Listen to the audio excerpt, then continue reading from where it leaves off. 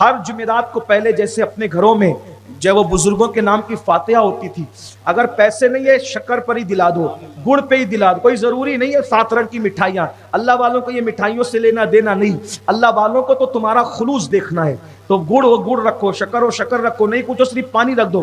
اور کوئی ضروری نہیں کہ مؤذن صاحب آئیں گے تو کریں گے، امام صاحب آئیں گے تو کریں گے، مبلغ صاحب آئیں گے کریں گے، سید صاحب آئیں گے کریں گے، کچھ نہیں. آپ خود ہی بچوں کو لے کے بیٹھو، 3 بار درود شریف اول پڑھو، 3 بار درود شریف آخری پڑھو، 1 بار سورہ فاتحہ پڑھو، 3 بار قل اللہ پڑھو اور دعا کرو اللہ میں نے جو کچھ پڑھا اس کا ثواب تمام نبیوں کو، خاص طور پہ سید الانبیاء کو، تمام اہل بیت کو، تمام صحابہ کو، تمام ولیوں کو اور وہ تمام امت کے جو مرحومین ہیں ان کو. ہو گئی فاتحہ. اور اس کے بعد دعا کر لو اللہ ہمارے گھر میں برکت دے، روزی میں برکت دے، جو مانگنا ہے مانگ لو، جس زبان میں مانگنا ہے مانگ لو.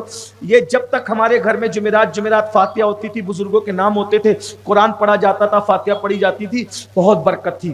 جب سے تم نے فاتحہ پڑھنا چھوڑ دیا دیکھ لو تمہارا کیا حال ہو رہا ہے. نماز پڑھو، 2 چیزیں لازم پکڑو. ترقی چاہیے، گارنٹی مجھ سے لے جاؤ اللہ کے نام پر.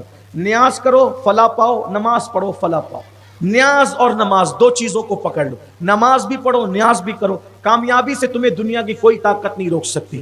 الحمدللہ میری گزارش ہے، اس لیے کہ نیاز کا ذکر بھی قرآن میں، نماز کا ذکر. ارے جب جس نیاز اور نماز سے جنت مل جاتی ہے تو کیا دنیا کی روزی روٹی نہیں ملے گی، بچی کو رشتہ نہیں ملے گا؟ قرآن میں کہاں ہے نیاز اور نماز کا ذکر؟ قرآن کہتا ہے جب جہنمیوں سے جنتی پوچھیں گے ما سلککم فی سقر، تم جہنم میں کیسے آ گئے، تو وہاں کیا ذکر کریں گے جہنمی لوگ؟ نیاز اور نماز کا ذکر. وہ کہیں گے قالوا لم نکن من المصلین ولم نکن نطعم المسکین، ہم لوگ نماز نہیں پڑھتے تھے اور غریبوں کو کھانا نہیں کھلاتے تھے. نمازی کو نماز کہتے ہیں، غریبوں کو کھانا کھلانے کو نیاز کہتے ہیں. دیکھو قرآن کے اندر ذکر آیا کہ نہیں آیا؟ نماز کا ذکر بھی قرآن میں، نیاز کا. اور جہنم میں کون جائے گا؟ نماز نہیں پڑھنے والا بھی جہنم میں، نیاز نہیں کرانے والا بھی جہنم میں، دونوں جہنم میں جائیں گے. کچھ لوگوں نے نماز پڑھی نیاز چھوڑ دی، کسی نے نیاز کری نماز چھوڑ دی. لیکن سنی جو سچے ہیں وہ نیاز بھی کرتے ہیں نیاز کے وقت میں، نماز بھی پڑھتے ہیں نماز کے وقت میں. یہ کوئی مذاق کی بات نہیں، قرآن میں نے پڑھا.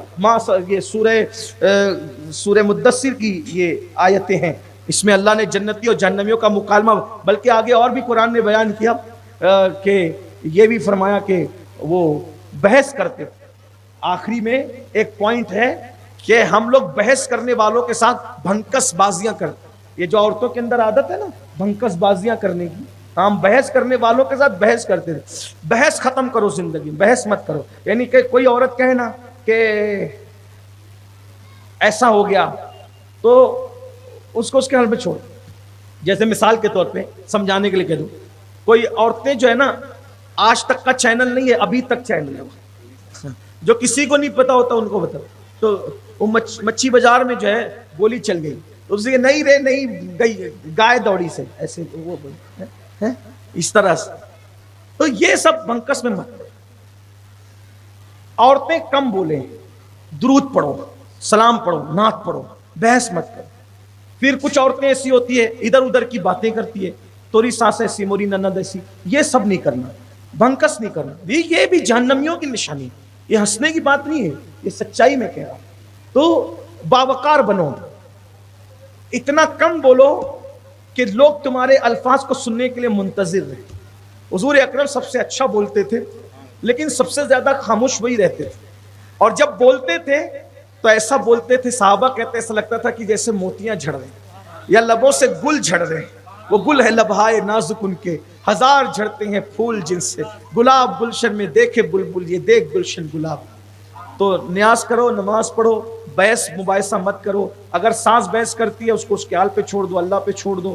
انشاءاللہ تعالیٰ زندگی کامیاب رہے گی. اللہ تعالیٰ سے دعا ہے اللہ سب سے پہلے مجھے آپ سب کو عمل کی توفیق عطا فرمائے.